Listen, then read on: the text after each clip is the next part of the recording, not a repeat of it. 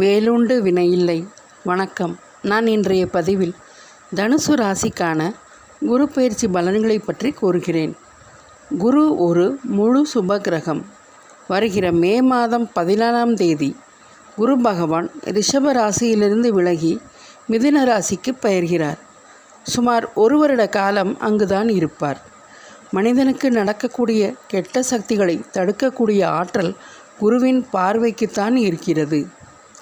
தனுசு ராசிக்கு குரு 7ஆம் வீட்டிற்கு வருகிறார். குருவின் நேர்கொண்ட பார்வை தனுசு ராசியின் மேல் விழுகிறது.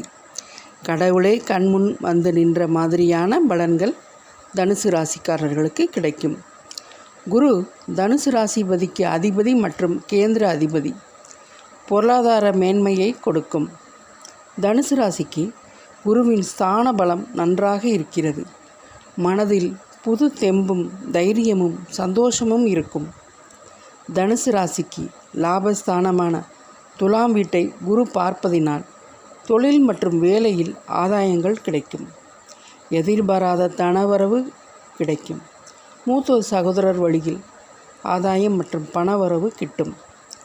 அடுத்தது தனுசு ராசியின் மேல் 7ஆம் பார்வை படுவதினால் உங்களது வாழ்க்கை துணையினால் ஆதாயங்கள் கிடைக்கும். இதுவரை இருந்து வந்த மன வருத்தங்கள் நீங்கி பரஸ்பரம் ஒற்றுமை மற்றும் அந்யோன்யம் கூடும். திருமண வயது உள்ளோருக்கு திருமணங்கள் நடக்கும். எதிர்பார்த்த நல்ல வரன் அமையும். எல்லா விஷயங்களும் திட்டமிட்டபடி நன்றாக நடக்கும். குருவின் பார்வையினால் மிகச்சிறந்த பலன்களை தனுசு ராசிக்காரர்களுக்கு குரு பயிற்சி அளிக்கும். இதுவரை இருந்த நெருக்கடி, மன அழுத்தம் யாவும் குறையும். தனுசு ராசிக்காரர்களில் ஒரு சிலர் காதல் திருமணம் செய்வதற்கான வாய்ப்பு ஏற்படும். பணம் கட்டுக்கட்டாக கையில் புரளும் காலம் இது. மாணவர்கள் விரும்பிய துறையை எடுத்து படிப்பதற்கான சூழ்நிலை ஏற்படும். வெளிநாட்டு வேலைவாய்ப்பு கிடைக்கும். நீண்ட நாட்களாக இருந்து வந்த கடன் சுமை குறையும்.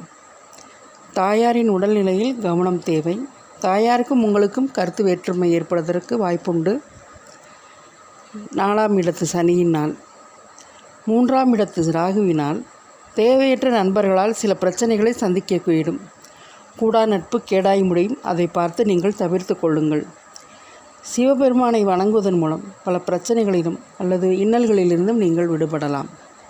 நன்றி, வணக்கம்.